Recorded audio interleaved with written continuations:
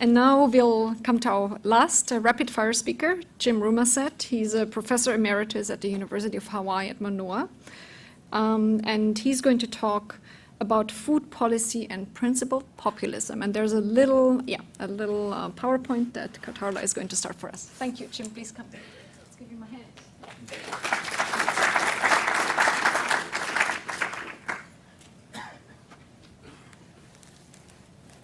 Thank you. It's great to be here and to help celebrate Mark's important body of work. So in the lead up to this event, there was some discussion of what should donors do. And from a US perspective, we naturally think in a populist world, not only the US, but some parts of Europe. And so I thought of more of a US-centric approach. What should USAID do? And what should, hi Carl, what should other donors that are influenced by the US? And I was inspired by Andrew Nachos. Some of you may remember that name from USAID. He was also in an administration that had a slogan, compassionate conservatism. The president at the time didn't make too much sense out of it, but Nachos did. It was simply promoting Jeffersonian democracy through rural development. So if you say, well, Trump talks about principled realism, but the real policy should be principled populism, which starts with principled realism. If you think of former Ambassador Bolton, economic and military might. But what are those really for? If you've heard of BATNA from the Harvard Negotiation Project, best alternative to a negotiated agreement. It's a way to economic cooperation, best alternative. So you have to have that strength for the backup. And what are we trying to promote in the US Constitution? It's promote the general welfare. So how do we do that? As you've heard from Prabhu and others, build the infrastructure, the legal as well as the physical infrastructure for economic cooperation, and drain the swamp. That means get rid of rent seeking. Sorry. So what instruments do we use? We've already heard we need productivity enhancing R&D and infrastructure that shifts out the supply of agriculture and other rural enterprises.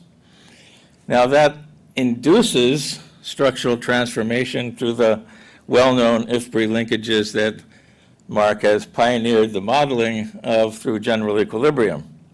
It's not magical input-output models, but the general equilibrium that really shows you how all the changes take place.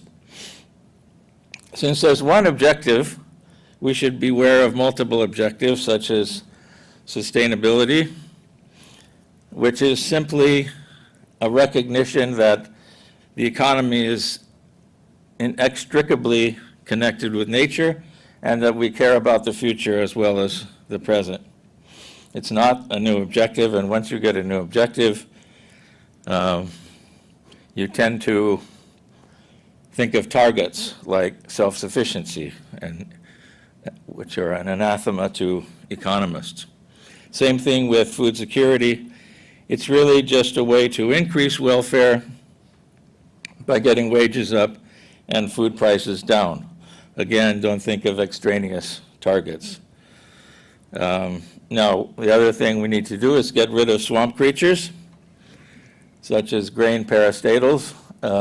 That's part of grain fundamentalism, as Prabhu was talking about. But they're still pervasive, for example, in the Philippines, where Mark and I have worked many years. Another fallacy is the quest for homogeneity. There's a big debate between promoting small farms or promoting big farms.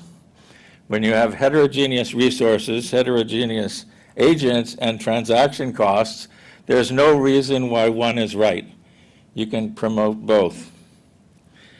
And this, while grain fundamentalism is a characteristic of ag policy, the donors are already focusing on nutrition. Neither one should be taken as it has to be one or the other. Rather, if we're promoting welfare, it's a question of finding something that increases benefits relative to costs. 3 seconds left, so I'll stop right there.